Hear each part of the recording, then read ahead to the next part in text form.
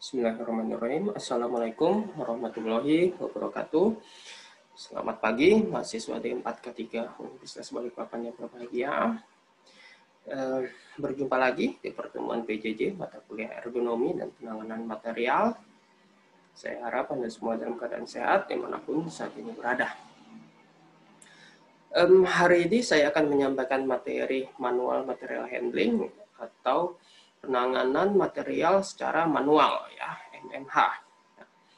Bahan-bahan termasuk produk jadi, persediaan atau bahan baku itu perlu dipindahkan ya, dari penyimpanan ke stasiun kerja selama proses kerja atau karena alasan lain.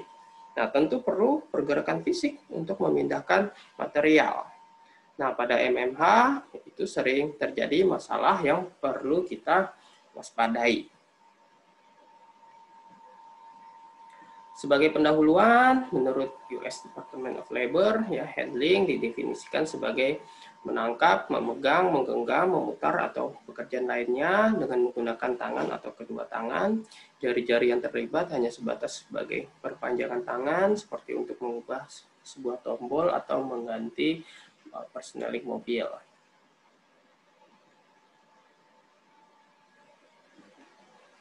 Nah, kegiatan MMH itu mengacu pada pergerakan fisik, memindahkan material dengan mengangkat, menurunkan, membawa, mendorong, gitu ya, menarik, gitu ya, menyekop atau menyusun. Nah, kegiatan ini itu dapat melibatkan alat bantu, ya, perangkat seperti kerek pengangkut barang, gitu ya, keranjang atau cincin, rantai, katrol. Nah, perangkat mekanik gitu ya, katrol listrik atau truk angkat itu dapat menggantikan usaha manual, tapi tidak praktis dalam sebuah tempat kerja.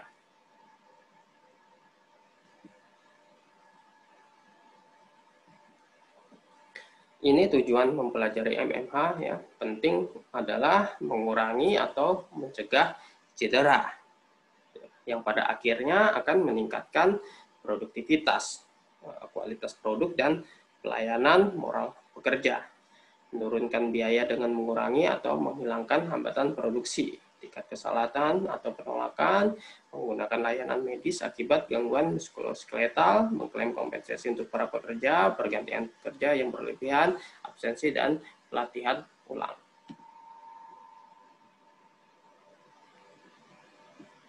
Ada dua tipe yang berbeda dari faktor risiko yang berkaitan dengan perkembangan cedera dalam penanganan material. Yang pertama itu environmental factors. Kemudian yang kedua itu operator karakteristik.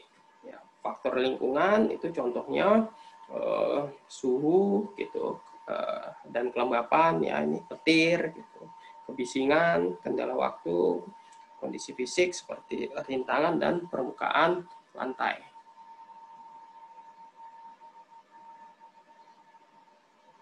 Untuk karakteristik operator ini contohnya kesehatan umum, faktor fisik, tinggi, jangkauan, fleksibilitas, kekuatan berat, gitu ya, kapasitas aerobik, dan lain-lain. Kemudian masalah muskuloskeletal yang sudah ada sebelumnya. Faktor psikologis, ya, motivasi, stres, dan lain-lain.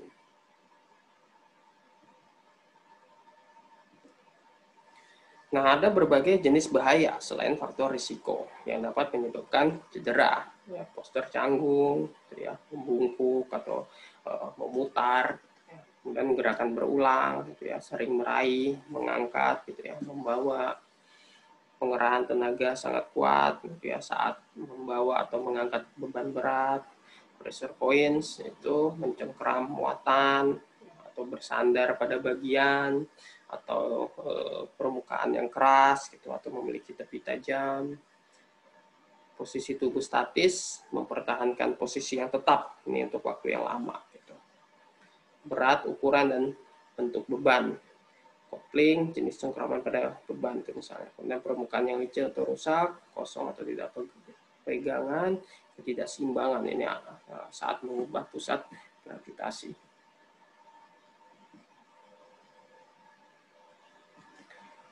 Tugas atau metode handling dapat membahayakan jika melibatkan, mengangkat atau menurunkan, kemudian berulang-ulang dengan cepat untuk waktu yang lama, sambil duduk atau berlutut, segera setelah lama fleksi, saat setelah waktu istirahat, tidak mampuan untuk mendekati beban, mendorong atau menarik.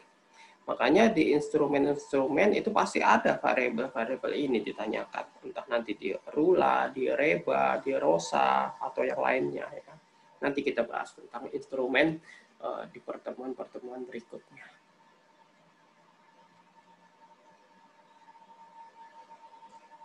Kemudian tugas atau metode handling dapat membahayakan juga jika melibatkan desain stasiun kerja yang buruk, membawa, menarik, atau memindahkan beban dengan jarak jauh. Akurasi dan presisi diperlukan karena muatan rapuh atau lokasi membongkar muatan tertentu, bahan diposisikan terlalu rendah atau terlalu tinggi, gerakan atau postur tubuh yang berbahaya, dan persyaratan multiple handling. Ini aspek-aspek pekerjaan manual handling ya, yang dapat dinilai untuk penilaian risiko manual handling. Yang bisa Anda lihat. Kita lanjut. Nah, proses penilaian risiko pada pekerjaan yang berkaitan dengan manual handling itu dapat juga dilakukan dengan menentukan berbagai risiko cedera yang lebih spesifik dalam kelompok faktor sebagai berikut ini ya. Jadi tugas-tugas atau pekerjaan, task, kemudian beban atau object load, kemudian lingkungan kerja, working environment, kemampuan individu capability, kemudian kita breakdown nih per bagian. Nah, untuk faktor tugas atau pekerjaan itu perlu diketahui hal-hal ini. Jadi, untuk kegiatan seperti memuntirkan badan dengan beban atau bending, membungkuk atau bend over atau menjangkau, ada tekanan pada organ yang bersangkutan. Awalnya mungkin tidak terasa, bahkan akan terbiasa. Namun seiring waktu lama, maka akan ada masalah atau gangguan penyakit. Makanya kita harus cegah itu ya, preventif.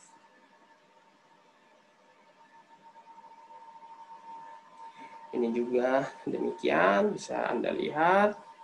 Jadi di sini kita memang berbicara preventif, bukan nunggu sampai terjadi sakit dulu tuh baru bikin pengendalian ya.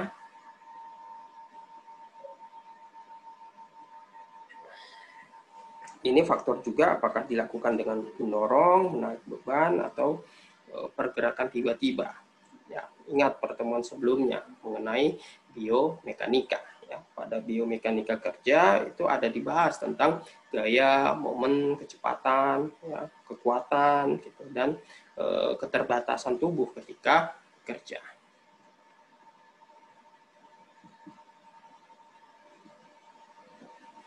Ini faktor yang berbicara mengenai durasi pada konsep keseimbangan ergonomi. Jika tuntutan tugas lebih besar dari kemampuan kerja, maka akan overstress, ya, kelelahan juga bisa, bahkan bisa sampai cedera, gitu ya. Ini untuk konsep keseimbangan ergonomi.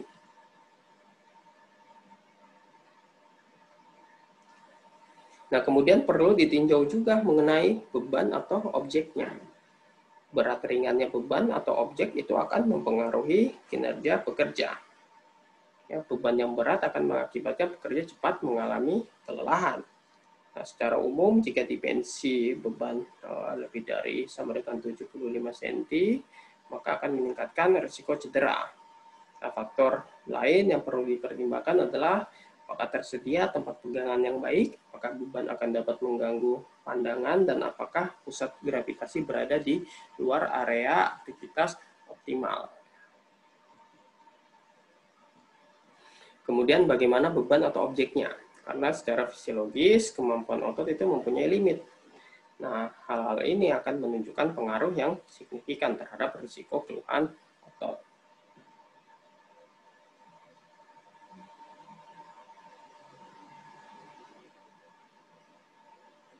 Kemudian yang terakhir, ini apakah beban atau objek mempunyai potensi bahaya lainnya?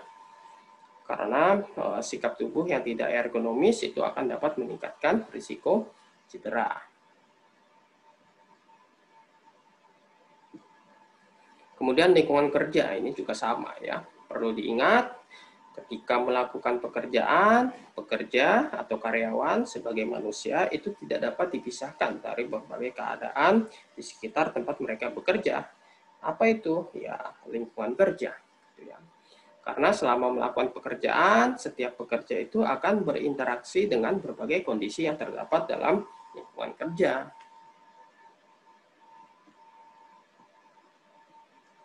Lantai yang licin dan tidak rata akan meningkatkan kemungkinan terpleset, tersandung, dan terjatuh karena terjadinya gerakan tiba-tiba yang tidak dapat diperkirakan. Alat bantu mekanik juga tidak dapat berjalan dengan baik dan mungkin akan terjadi benturan dan gesekan pada alat.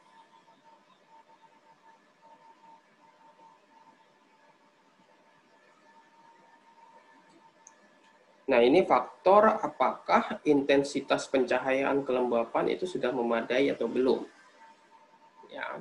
Nah, untuk mengetahui apakah intensitas pencahayaan kelembapan sudah memadai, itu kita ngacunya pada Permenaker nomor 5 tahun 2018 tentang keselamatan dan kesehatan kerja lingkungan kerja. Ya. Contohnya kelembapan. Standar kualitas udara dalam ruang yang baik kalau sesuai dengan aturan itu kurang dari 70%. Sehingga ketika Anda nanti melakukan pengukuran dan didapatkan hasil rata-rata pengukuran 8 jamnya di atas 70%, maka belum sesuai gitu ya. Sehingga perlu dilakukan pengendalian. Nah, faktor-faktor lain itu bisa Anda lihat juga di permen tersebut. Ya, bisa saja nanti saya buatkan soal kasus gitu ya. Pekerja tekstil melakukan proses kerja menjahit, dari hasil pengukuran didapatkan cahaya 100 lux gitu ya. Bagaimana interpretasi Anda gitu ya. Jadi Anda mengacunya pada Permen 5 tahun 2018 tentang lingkungan kerja. Apakah menjahit perlu ketelitian tinggi, berapa nilai ambang batas pencahayaan untuk aktivitas yang membutuhkan ketelitian tinggi, seperti itu ya.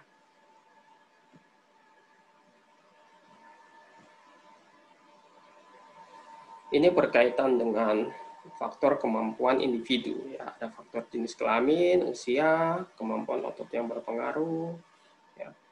Kita sudah bahas ini di antropometri ya. Faktor APD juga mempunyai peran penting juga apakah si pekerja itu memiliki disabilitas tertentu.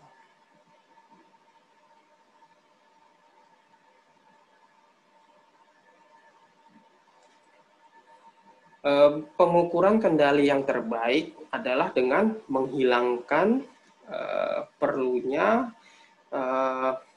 pekerja itu melakukan tugas MMH. Nah, karena hal tersebut tidak mungkin dilakukan dalam kebanyakan situasi, maka perbaikan itu dilakukan untuk membantu menghilangkan risiko yang terkait dengan tugas MMH. Ada dua jenis perbaikan, engineering improvement dan administrative improvement. Kalau engineering improvement itu mengatur ulang, memodifikasi, mendesain ulang, menyediakan atau mengganti peralatan, kelengkapan, stasiun kerja, kemasan, bagian, proses, produk, atau material. Nah, kalau administrative improvement itu adalah mengamati bagaimana pekerja yang berbeda melakukan tugas yang sama agar mendapatkan ide untuk peningkatan praktik kerja dan mengorganisir pekerjaan.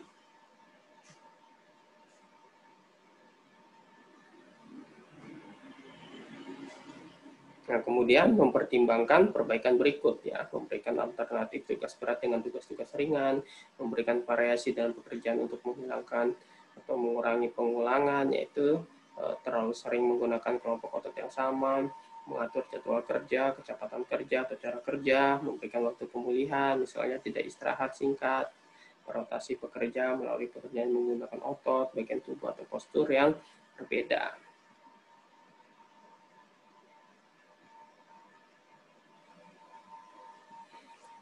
Kemudian memodifikasi cara kerja sehingga pekerja itu melakukan pekerjaan di dalam zona kekuatannya. ya. Zona kekuatannya power zone, gitu, yaitu di atas lutut, di bawah bahu, dan dekat dengan tubuh.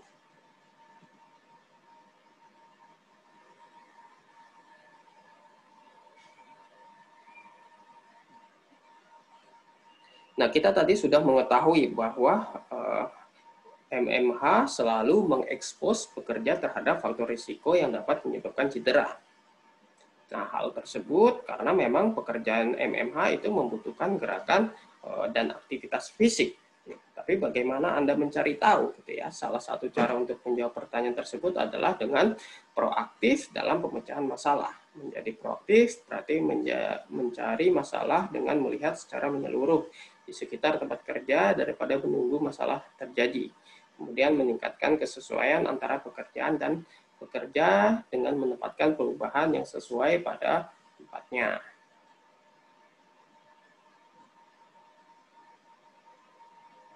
Nah, proses tersebut itu termasuk melibatkan pekerja, kemudian mengobservasi pekerjaannya, mengambil keputusan mengenai pilihan yang efektif, kemudian kita lakukan tindakan. Nah, proses ini penting untuk melibatkan pekerja, manajer, atau supervisor selama proses berlangsung, ya. Nah, ada 4 langkah untuk proactive action plan, ya. Mencari petunjuk, memprioritaskan pekerjaan untuk perbaikan, melakukan perbaikan, kemudian menindaklanjuti, ya. Kita breakdown 4 langkah ini.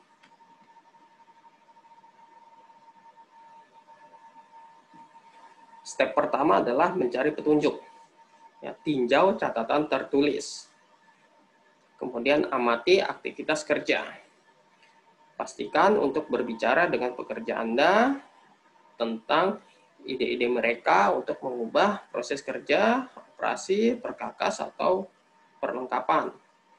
Tanyakan kepada mereka bagaimana mereka akan membuat pekerjaan mereka itu tidak terlalu menuntut secara fisik dan lebih efisien. Ya, gunakan alat penilaian, ya, instrumen. Step kedua adalah memprioritaskan pekerjaan untuk perbaikan.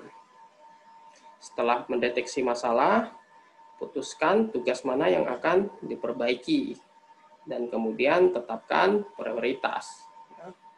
Ini mempertimbangkan frekuensi dan tingkat keparahan faktor risiko yang telah Anda identifikasi yang dapat menyebabkan cedera. Frekuensi dan tingkat keparahan keluhan, gejala, dan atau cedera. Sumber daya teknis dan keuangan yang Anda inginkan. Gagasan pekerja untuk melakukan perbaikan, kesulitan dalam melaksanakan berbagai perbaikan, dan jangka waktu untuk melakukan perbaikan. Nah, step ketiga itu melakukan perbaikan.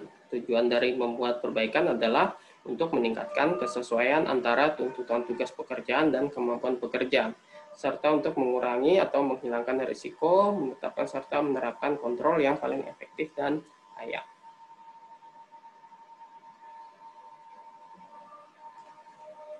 Kemudian menggabungkan operasi dan proses bila memungkinkan untuk mengurangi atau menghilangkan penanganan bahan dan produk secara manual yang tidak perlu. Tergantung pada karakteristik pekerjaan dan pekerja.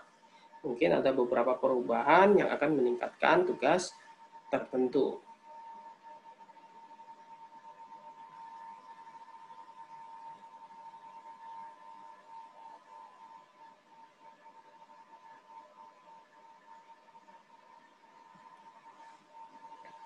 Nah, brainstorming ini juga perlu, ya. Jadi brainstorming itu metode untuk memunculkan penyelesaian masalah yang kreatif dengan mendorong anggota kelompok itu mencari penyelesaian dari suatu masalah tertentu dengan mengumpulkan gagasan secara spontan dari anggota kelompok. Ya, jadi brainstorming dengan karyawan ini dapat menjadi alat yang membantu selama proses ini.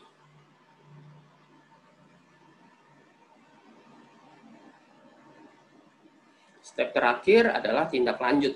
Nah, penting untuk menindaklanjuti untuk mengevaluasi apakah peningkatan Anda telah berhasil. Setelah periode penyusunan yang wajar, tentukan tanggal untuk menindaklanjuti perubahan yang dibuat. Pastikan untuk mengevaluasi setiap peningkatan secara terpisah untuk efektivitas. Jika Anda menentukan bahwa peningkatan Anda tidak berhasil, ubah ya atau coba sesuatu yang berbeda sampai faktor risiko itu dikurangi atau dihilangkan.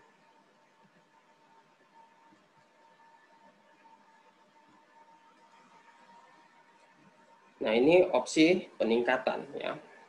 Buat program cara yang lebih mudah untuk mengangkat, menurunkan, mengisi atau mengosongkan kontainer secara manual.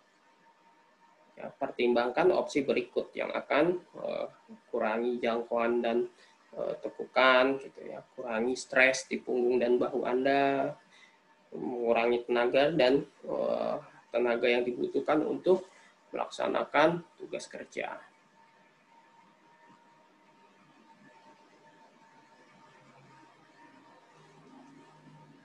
Nah, untuk cara mengangkat atau menurunkan benda bisa Anda lihat seperti ini. Biasanya saya mencontohkan di depan kelas dan meminta mahasiswa mempraktekkan. Tapi karena sekarang kita PJJ, maka kalian bisa melihat video cara lifting di YouTube atau melihat gambar ini. Jadi posisi punggung itu diusahakan dia tetap tegak. Yang lebih banyak bergerak itu sebagai sumbu adalah lutut. Ya.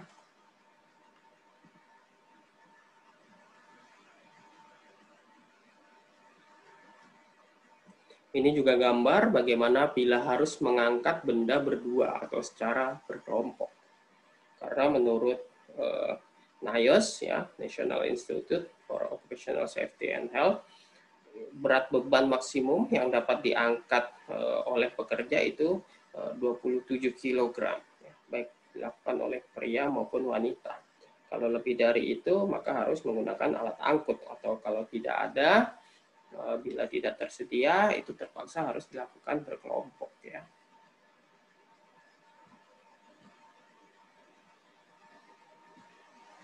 Ini juga gambar untuk pekerjaan yang mejanya berputar untuk memudahkan proses kerja.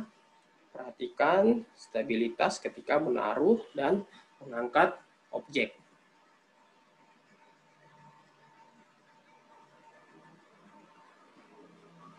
Ini bekerja dengan penggunaan alat, misalnya lemari kontainer untuk meminimalkan posisi berdiri bungkuk atau berdiri jongkok.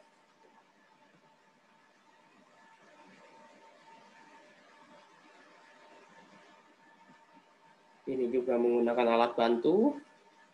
Ya. Nah, perhatikan gambar kedua. Ya. Jadi dilarang langsung mengambil benda yang terletak jauh dari jangkauan, terutama dari atas, karena akan ada risiko tertindih. Gunakan tangga seperti pekerja di sampingnya itu, agar proses loading atau unloading itu bisa stabil. Ya. Nah, hal-hal ini perlu kalian ketahui agar nanti bisa menjelaskan bagaimana bekerja yang aman itu kepada pekerja. Kalian bisa buka-buka lagi nanti slide ini.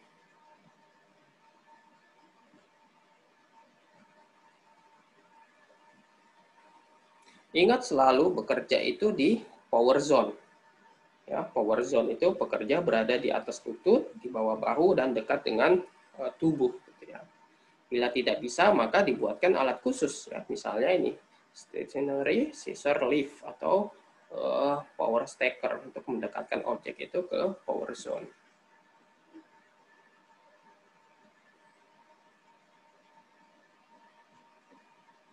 Ini juga mengupayakan agar pekerjaan dilakukan di daerah power zone. Gitu ya.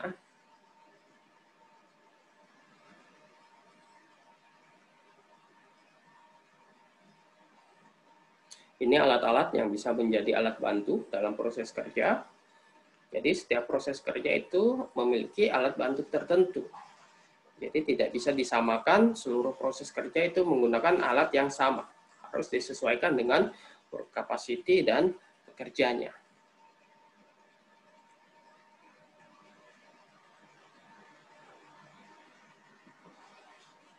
Ini gambar-gambar alat bantu yang bisa digunakan. Bahkan ada yang advance nih, seperti PL tipper. Ya, jadi bekerja secara hidrolis itu dengan adanya penggerak hydraulic power pack. Biasanya itu melalui hydraulic gearbox.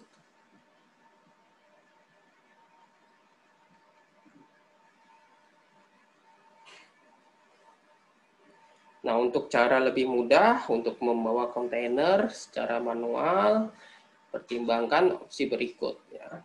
Tingkatkan genggaman Anda, kurangi stres di punggung dan bahu Anda, kurangi tekanan kontak pada bahu dan tangan Anda, mengurangi tenaga dan tenaga yang dibutuhkan untuk melaksanakan tugas kerja.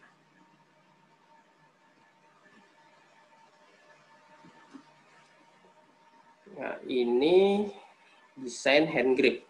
Ya, bisa dengan dibolongin untuk genggaman tangan atau diberi bahan karet agar tidak cedera. Ya, tadi kita sudah sampaikan untuk tepi yang tajam itu berbahaya. Atau bisa juga menggunakan APD gloves.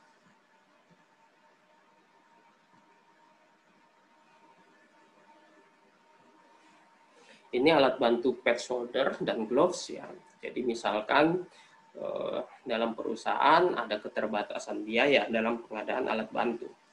Ya, daripada membuat katrol yang mahal yang tidak bisa dijangkau oleh perusahaan, maka pad shoulder dan gloves itu bisa dipertimbangkan. Ya, daripada pekerja itu bekerja tanpa alat bantu sama sekali, ya bisa ini dilakukan. Gitu ya. Nah, hal-hal seperti ini nanti yang bisa kalian temui di perusahaan. Gitu ya.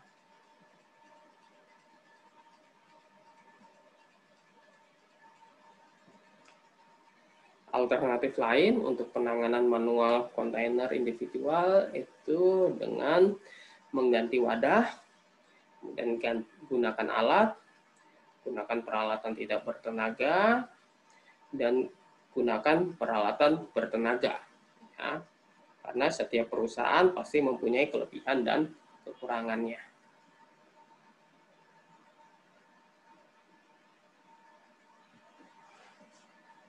Ini gambar penggunaan kontainer ya, bisa Anda lihat yang benar dan tidak benarnya itu bagaimana.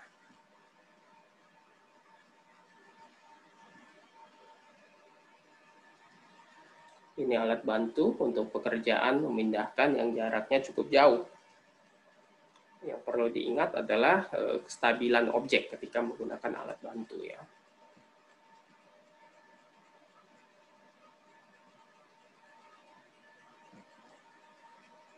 Ini hand truck atau troli ya, berfungsi sebagai alat angkut untuk memindahkan bahan yang digerakkan dengan cara manual.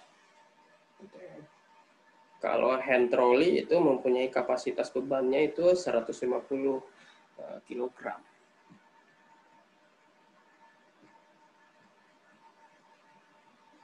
Nah, ini conveyor ya. Ini merupakan alat transportasi horizontal untuk jarak angkut panjang. Nah, prinsip kerja alat ini sprocket itu memutar rantai dan menghasilkan gerakan horizontal yang nanti membawa produk secara horizontal.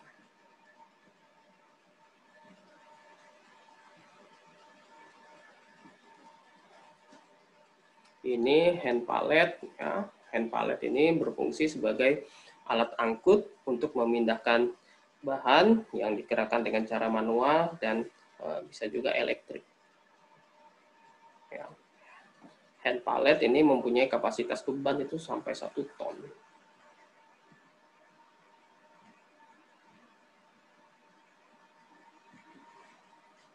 Nah, ini hand stacker itu berfungsi sebagai alat angkut untuk memindahkan bahan yang digerakkan dengan cara manual dan elektrik.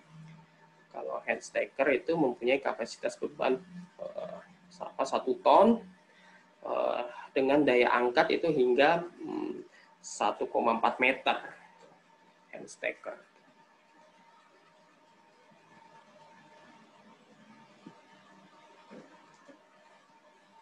Ini contoh macam-macam crane yang berada di dalam workshop dan pallet truck. Bisa melihat.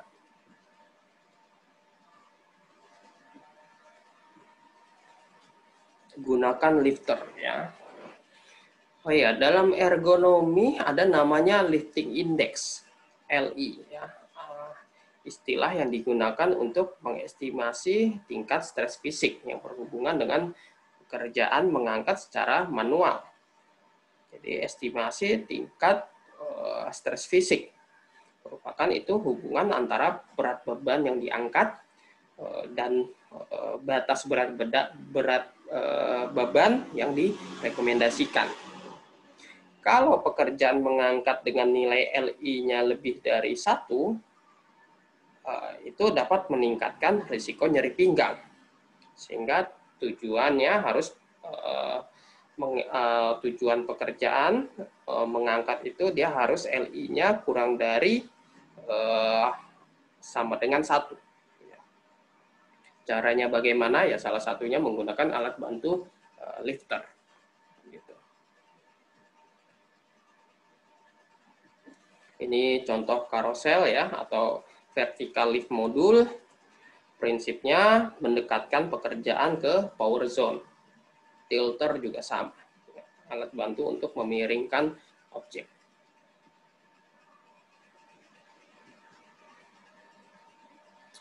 Jadi memang selama ini kebanyakan pekerja itu menganggap kegiatan MMH itu hanya sebatas pada kegiatan mengangkat, menurunkan gitu ya, lifting atau lowering. Padahal penanganan manual itu ada yang mengangkat, menurunkan ya, lifting, lowering, kemudian mendorong, menarik gitu ya, push atau pull gitu ya, memutar, twisting, membawa ya, carrying, kemudian menahan ya, holding itu sesuai OSA. Jadi setiap pekerjaan yang melibatkan MMH mungkin termasuk risiko tinggi untuk cedera yang berkaitan dengan pekerjaannya. Ya, aktivitas MMH itu kalau tidak tepat itu dapat menimbulkan kerugian bahkan kecelakaan pada pekerja ya. Mudah-mudahan materi ini bermanfaat. Jumpa lagi di pertemuan selanjutnya. Wabillahi taufiq wal hidayah. Wassalamualaikum warahmatullahi